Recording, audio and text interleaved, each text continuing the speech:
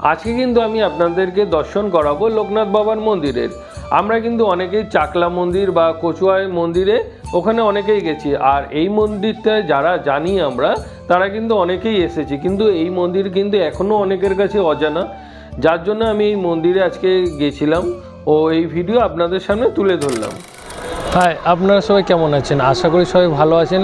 আজকে কিন্তু আমি চলে এসেছি লোকনাথ বাবার মন্দিরে, আর আমি এই মন্দিরে কি করে আসলাম বা কোথা থেকে আসলাম আপনাদের সম্পূর্ণ দেখাবো হচ্ছে এই ভিডিওতে। আপনারা পুরো ভিডিওতে আমার সাথে থাকুন, তাহলে আপনাদের এখানে আসতে বা বুঝতে একটু অসুবিধা হবে না বাড়িতে বসে। চলুন তাহলে পুরো ভিডিওতে যাওয়া যাক। এই যে এই জায়গাটা থেকে আজকে আমরা বাসটা ধরলাম, এটা হচ্ছে এয়ারপোর্ট 1 নম্বর গেট। এখান থেকে কি বাস আপনারা পাবেন সেটা আমি বলে দিচ্ছি। এখান থেকে বাসে করে 15 মিনিট সময় লাগে। আজকে কিন্তু আমরা যাচ্ছি হচ্ছে বাসে করে, আর আপনাদের কিন্তু সেই রাস্তাটা পুরোটাই দেখাবো, আমরা কোথা থেকে বাসটা ধরলাম আর কোথায় গিয়ে নামবো সেই স্টপেজটা। আপনারা যারা আমার মতো বাসে করে যেতে চান, তো আমি বলবো আপনারা এই এয়ারপোর্ট 1 নম্বর গেটের এখানে চলে আসুন। এইখান থেকে আপনারা খুবই সহজে মানে 15 থেকে 20 মিনিটের মধ্যে আপনারা লোকনাথ মন্দিরে ওখানে পৌঁছে যেতে পারবেন। আর আপনাদের এখানে কি বাসে উঠবেন সেটা ভাবছেন, তো এখান থেকে আপনারা উল্টোডাঙ্গাগামী যে কোনো বাসে আপনারা উঠে তেঘুরিয়া বাস স্টপেজে নামতে হবে। ওখানে নামলে আপনাদের কোথায় যেতে হবে আমি দেখাচ্ছি। দেখুন এই যে এই জায়গাটা হচ্ছে তেঘুরিয়া বাস স্টপেজ, এখানে কিন্তু আমাদেরকে নামালো।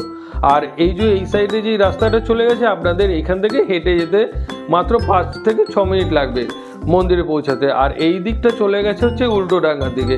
আমি আপনাদেরকে আরেকবার দেখাচ্ছি। দেখুন এইটা হচ্ছে তেঘুরিয়া বাস স্টপেজ, যেখানে আমাদের এই যে বাসগুলো দাঁড়াচ্ছে এখানে নামালো। আর তার সাইড দিয়ে যে রাস্তাটা চলে গেছে আপনাদেরকে দেখাচ্ছি। দেখুন এই রাস্তা ধরে মাত্র 5 থেকে 6 মিনিট হাঁটলেই আপনারা পৌঁছে যাবেন হচ্ছে লোকনাথ বাবা মন্দিরে। এছাড়াও এখান থেকে কিন্তু রিক্সাও যায়, আপনারা চাইলে রিক্সা করেও যেতে পারেন। এই যে দেখুন এই একদম সোজা রাস্তা, আপনারা কোনো দিকে আঁকা বাঁকার কোনো ব্যাপার নেই, সোজা রাস্তাতে হেঁটে চললেই হবে। আপনারা এই রাস্তা ধরে সোজা হেঁটে আসবেন, আর সোজা আসার পরে একটা ক্রসিং পড়বে রোডের, সেটা আমি আপনাদেরকে দেখাচ্ছি। দেখুন ওই রাস্তা পার করে ওপারে যেতে হবে। এই যে রাস্তার এই ক্রসিংয়ের ওপারে দেখুন মন্দিরটা দেখা যাচ্ছে, তো আপনাদের রাস্তাটা পার হয়ে ওপারে যেতে হবে।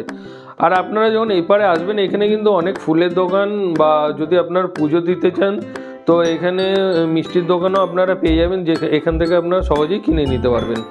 আর আমরা যখন এখন এই ভেতরে এন্ট্রি করলাম, এই এন্ট্রি করার সাইডেই দেখুন এই যে এই জায়গাটায় জুতো জমা নিচ্ছে। এক জোড়া জুতো 2 টাকা করে এখানে জমা নেওয়া হয়। তো আপনারা জুতো পরে কেউ আসবেন না, এখানে জুতোটা খুলে রেখে আপনাদেরকে এই মন্দিরে প্রবেশ করতে হবে। আর দেখুন আমি এখন মন্দিরের ভেতরে আস্তে আস্তে প্রবেশ করব, আপনাদেরকে সেইটা দেখাচ্ছি। দেখুন কত সুন্দর লাগছে দেখুন।